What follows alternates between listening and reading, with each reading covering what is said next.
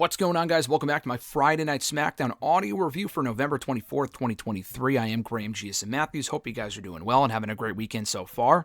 Far from a must-see show last night. You know, we had the Black Friday edition of SmackDown, and you see all the Black Friday deals, all these companies saying, you know, must-have deals or must-see savings or whatever it might be. This was not a must-see show ahead of Survivor Series tonight. A pay-per-view I'm looking forward to. As a go-home show, I can't say this edition of SmackDown, rewatching it or going back to watch it rather, earlier today, did anything to make me any more or less excited for the show tonight. It did a decent job of setting the stage for the Women's WarGames match, specifically in establishing tension between Becky Lynch and Charlotte Flair, which we'll get into. It was the story thread throughout the show. But other than that, not really a must-see show by any means. Despite it emanating from Chicago and them usually being a livelier crowd than most WWE audiences, which you can't really say in 2023. A lot of the crowds WWE's had for Raw, SmackDown, PLEs have all been really, really great. But Chicago last night, really nothing out of the ordinary. No CM Punk chants. I do expect a few CM Punk chants tonight. I did see a few videos of CM Punk chants from last night, but I think that was from after the show was already over, like during the dark match with Rollins or whatever. So an adequate edition of SmackDown last night, really nothing out of the ordinary.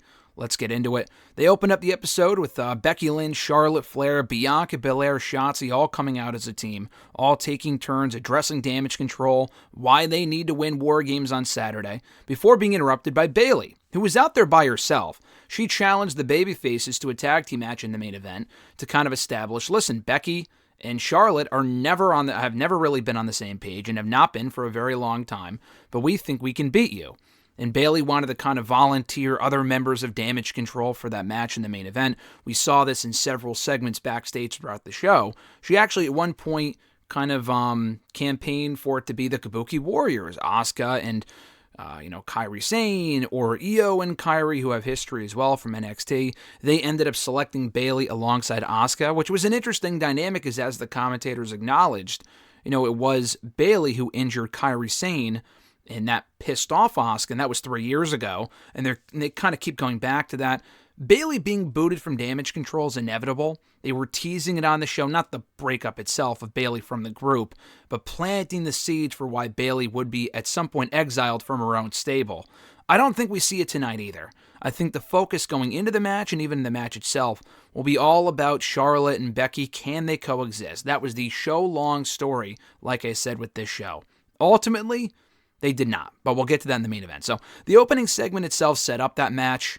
It was fine, served its purpose, accomplished what it needed to, but I will say this. The one promo of all the women that we heard from in this opening segment that I did not like, and this is not an unpopular opinion, I saw some other people say this on social media in the last 12 hours, was Shotzi's. And I like Shotzi. I appreciate the character development with her kind of going crazy after getting her head shaved and all this other sort of stuff. She even acknowledged that.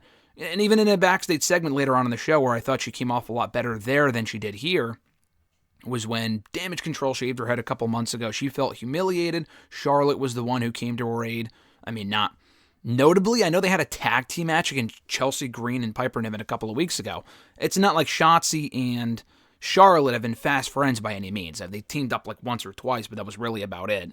But she has her own issues with Damage CTRL. And again, I thought she conveyed that well enough.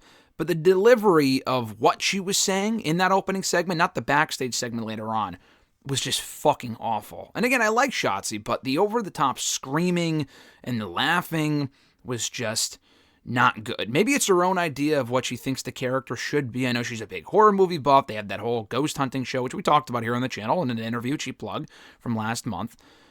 And all that stuff is great, but whatever she's going for with this character or what they're telling her to do is not good. So hopefully she can tone it down and still kind of encompass the craziness of her character without going way over the top as she did here. I hate it when Asuka does it too, and it wasn't as bad as what Shotzi did in this segment, but when Asuka's constantly screaming for years now, no one's ready for Asuka, and she's been doing that dating back to NXT, but she wasn't rambling in Japanese back then the same way she has been as a heel the past 2 or 3 years. And I wish that she would stop doing that too. But anyway, our first match on the show for the undisputed WWE Tag Team titles. The Judgment Day coming to the Blue Brand for a rare week, for a rare one-off instance. Finn Balor, Damian Priest, defending against the Street Profits, who earned their opportunity at the tag titles last week in a triple threat by beating the Brawling Brutes and Pretty Deadly. A good match here. These two teams are definitely capable of better. They didn't get a lot of time. It was like a 9 or 10 minute match. A few weird, awkward moments, especially when the Profits hit their tag team finisher on Finn Balor. It just didn't look great. In the end, the Judgment Day went over, retained their titles. I'm not really sure why this match had to happen on the show. Maybe they thought the crowd would be hotter for it with the Profits. I guess Montez is from Chicago. He has roots to Chicago. And, it had a heel versus heel dynamic, but they thought, listen, it's Chicago, it doesn't matter. And in the past, it really hasn't. But for whatever reason, the crowd wasn't really into the match. It wasn't a great match. It was good for what it was. It wasn't bad, but they're definitely capable of better, as I mentioned. And it didn't really accomplish or really further anything with either of these two teams heading into the pay-per-view tonight. The Judgment Day are in the men's WarGames match, rather. It's not as if, which I thought for a moment could happen, it's not as if the men's babyface team came out to brawl with them, the Judgment Day, following their win here. They didn't. They were actually nowhere to be seen on the show, which was weird because Cody Rhodes showed up last week for whatever fucking reason. I know he was already backstage talking to Nick Aldis anyway, which we never really found out what that was about. Maybe at some point we will. Who knows? But he came out to save LA Knight from the Bloodline. The Bloodline weren't even on this show, which was fine. They're not on Survivor Series, so whatever. They probably weren't even flown in for the weekend in Chicago. But Cody was nowhere to be seen on this show. The Judgment Day were on the show. Dominic was seen backstage in a backstage segment with the rest of the Judgment Day. I'm not sure if JD McDonough was there. Rhea Ripley was ringside for this match. She actually helped them win. But you would think they would do something similar to what they did on Raw, where Becky Lynch had a match on Raw this week, and every other member of that match is a SmackDown superstar in the Women's WarGames match. That didn't stop them from running down the ringside and brawling with Becky and Damage CTRL and whatever else. And all the rest, even the babyface team like Charlotte, Shotzi, Bianca, they were all out there on Monday night. But we didn't see Cody here. I know Randy Orton's obviously not going to waste his return pop on a random SmackDown before the pay-per-view tomorrow night. But they could have had Cody come out or whatever, and it's not like the brand split stuff at this point means anything anyway. But they didn't. I thought that was interesting. So this probably would have been better saved for another week with more build or... I'm just glad they're defending the championships, but I don't think Balor and Priest need to be the champions.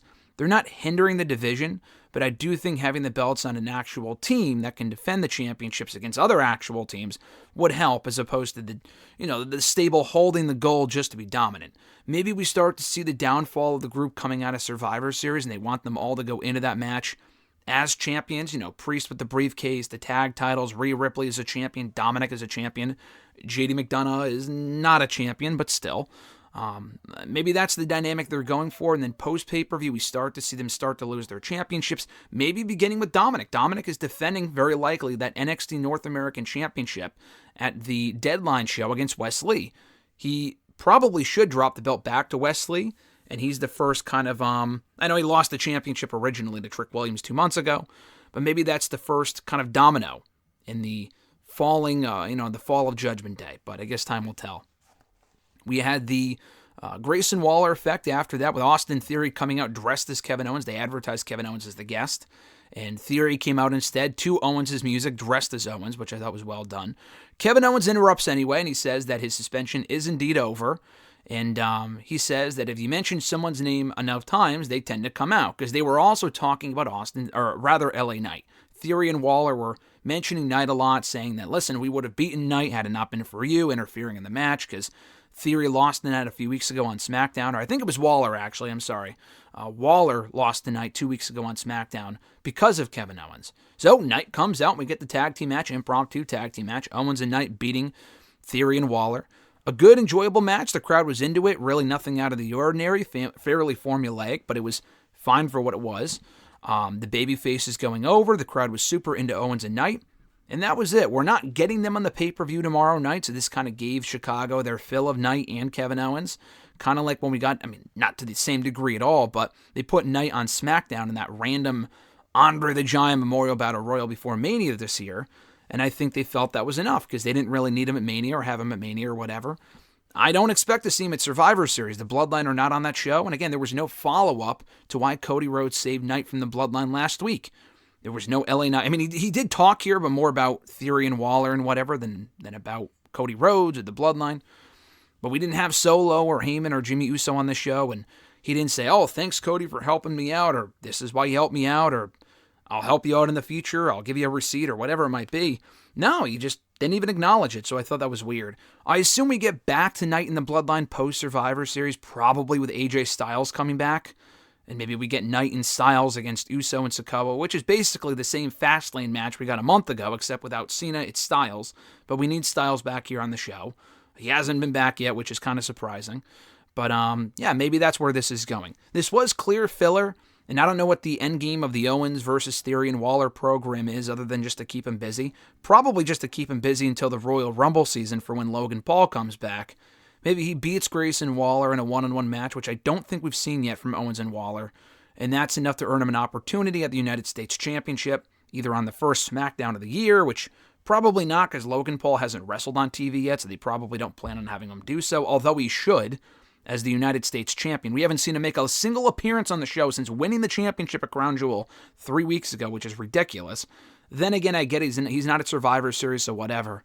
But still, hopefully we get to see Owens and Logan Paul come the Royal Rumble, if not sooner.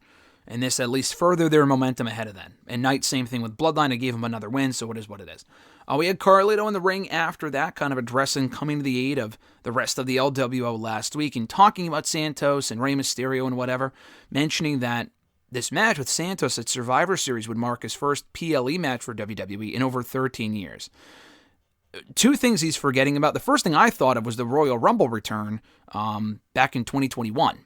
So he was in that match. He didn't say first singles match in a PLE. He just said first match, period. So obviously that's not true. But then what I completely forgot about, even more than that, and that was, 2.5, almost 3 years ago. People might forget about it, whatever. He actually had a match on the Fastlane show a literal month ago in the 6-man tag team match that he helped his team win alongside Rey and Santos, beating the Profits and Bobby Lashley. So, again, I'm not really sure why he said that, but he's not having the match on Saturday anyway, tonight anyway, because he got attacked here by Santos, who interrupted him, attacked him, took him out of the match. I don't know why they would announce the match only for it to be Escobar and Dragon Lee instead. The reason might be Carlito looked like he was hobbling to the ring last week, not like overtly, but it was a subtle hint of like he might be hurt. So he might be legitimately hurt, whether it be a knee thing or an ankle thing, I'm not sure. So they kind of had to fill. They couldn't have, I don't know. I guess they could have said Carlito got hurt in the initial injury attack a couple weeks ago, but Escobar didn't really injure him all that badly, so that probably wouldn't make sense. But Carlito is the one with bigger issues with Escobar than Dragon Lee. But now that, Carlito's been hurt in storyline, and maybe legitimately, we don't know, Dragon Lee will fill in, and we're getting that match instead. So Dragon Lee went after Escobar backstage after Escobar attacked Carlito again backstage. And so we're getting, per Nick Aldis, Escobar and Dragon Lee instead at the pay-per-view tonight. It's definitely way too soon to get to that. I would have saved that for down the road because Dragon Lee needs wins right now. Escobar also needs wins. So it's definitely too soon to do the match, especially on pay-per-view. But that's not to say I'm not looking forward to it. I think if given time and the chance to go all out, those guys could go in there and steal the show. That could be an awesome fucking match, especially in Chicago. If Dragon Lee's recent matches with Cedric Alexander and Axiom are any indication, the guy can go in there and fucking go. I mean, we already knew that if you saw his work in NXT or in Ring of Honor, in New Japan, whatever. But especially on a WWE PLE, he could go in there with Escobar and really kill it. And hopefully, I would say lose. I mean, Dragon Lee, if he wins, it's not going to kill Escobar. Escobar should probably win. If the guy can't beat a newcomer in Dragon Lee, then he probably won't stand a chance against Carlito, much less Rey Mysterio. So he probably should win that match. And maybe that's where we see Humberto and Angel Garza come back and to the main roster and reunite. Not even reunite, because I don't know if they've ever had any interaction ever, but we could see them link up with Escobar as the new Legado del Fantasma. That could certainly work. So I like this segment. I'm continuing to dig the heel work and the mic work from Escobar, the aggression, the fire, the passion that he's speaking with. He's great. He's been really excelling in this role, and I think Carlito's also playing his role fairly well as well. We had Pretty Deadly against the Brawling Brutes. Stop me if you've heard that before. For what felt like the upteenth time, the upteenth match between these two teams. Not a bad match necessarily, but they gotta fucking move away from each other. This is at least the 4th or 5th match they've had on SmackDown this year alone. And that is despite the apparent feud-ending gimmick match they had on SmackDown a few weeks ago. That also was won by Pretty Deadly. So the common denominator in all of these matches, unless it was a 6-man, I think Pretty Deadly have won every single one. As they should. I mean, they're the newer team. They need to be established. I hate the 50-50 booking. I'm glad they're winning. But we need to move away from this match and have Pretty Deadly work with other people. That being said, this was fine for what it was. The focus was more so on Ridge Holland, again teasing tension with Butch and this time walking out on him halfway through. Butch attempted to battle back. He didn't lose immediately. It was a handicap match for a couple of minutes. He tried to win. He hit the bitter end and one of the guys, and the other guy rolled in, pinned him, and that was it. So Pretty Deadly win again, and Butch gets walked out on by Ridge Holland. It wasn't a full-out heel turn because he didn't attack Butch. I thought he might come back and beat up Butch, during the match or after the match or whatever. We didn't get that necessarily, but I assume that's coming. So I just hope this is leading, as I said last week, to a Butch singles run. I mean, I don't really have a lot of hope for Ridge Holland on his own. He's not great. He's good, but he's not great, and I kind of feel like he'll get lost in the shuffle. Kind of like with Joaquin Wilde and Cruz del Toro and the LWO. If they're not linking back up with Escobar, then they're kind of doomed on their own. I hate to say it, but I guess every brand needs their enhancement team as well. But anyway, I hope this storyline with Butch and Holland leads to Butch going out on his own and doing his own thing as opposed to Sheamus coming back and attempting to get them back on the same page. I just don't really think that's necessary. I like the Brawling Brutes. They were over for a time. People like them, but it's time to break them up and go in a different direction and do something different with Holland and Butch and Sheamus especially. Sheamus can benefit from going back on his own, but I think the biggest beneficiary of a split could be Butch if they push them properly and call them Pete Dunne again. Enough with the Butch bullshit. That is like the one holdover name from the Vince regime that they have not changed back that they probably should. Like Gunther at this point is Gunther, who gives a shit. Butch is awful. Like they need to change him back to Pete Dunne. Even if he stays the same look-wise and gear-wise and everything else-wise, the name needs to go, and hopefully it does soon. And just like that, we were already at the main event, Damage CTRL represented by Bayley and Asuka taking on Becky Lynch and Charlotte Flair. A good main event, but a fairly predictable, formulaic main event. Nothing really out of the ordinary about this at all. They did get more time because SmackDown was on FS1 this week. So it's not. I was watching it on DVR and I'm thinking, well, they only have like 9 minutes because the show ends at 1:50 or I say 1:57. That's an hour and 57 minutes, but 9:57 Eastern Time, PM, whatever. But no, they actually got a few more minutes because the show was on FS1. They didn't have to end so early due to the news, whatever. But the match was fine. They made the most of the time they had. It was more about telling the story of Becky and Charlotte not being on the same page. And they did tell that story, and they didn't win either. I don't think they should have won here, and I don't think they need to win at Survivor Series either. To me, I think it's more important to establish Damage CTRL as a dominant force than it is to give the babyfaces another second straight win over Damage CTRL. And I'm not talking second straight win over Damage CTRL from SmackDown or like a pay-per-view last month. No, I'm talking in WarGames especially. Damage CTRL cannot go into WarGames 2 years in a row and fucking lose. I mean, I guess they could, but they shouldn't. That would be very dumb. They just put Asuka and Io in there, or rather, Kairi Sane, Io and Dakota are already in there. I know they're teasing the tension with Bayley, and she'll get booted at some point. That point does not need to be on Saturday. They could tell a longer story with that, have them be on the same page for now. Like with Sami Zayn. Sami Zayn we all thought might get pinned in WarGames last year, and they would kick him out on the spot in Chicago. Or not in Chicago. It was in Boston last year. But no, they didn't do that actually. They, he actually won the match for his team, I believe. And then, he helped Jay win, I think. And they all kind of were on the same page. Afterward, they were at their peak at that point before it went downhill after that. But we could say the same thing with Damage CTRL on Saturday, where they win the match. They appear to be stronger than ever, all on the same page. And then the falling out kind of comes out of the pay-per-view or going into the Royal Rumble maybe, because it's every woman for themselves there. And Bayley gets ousted from her own group, maybe leading to Bayley and Io at WrestleMania. That would be pretty cool. So, I thought the match here was fine. Becky and Charlotte could not coexist, to answer that question from earlier. They kind of shoved each other a little bit, kind of got in each other's face.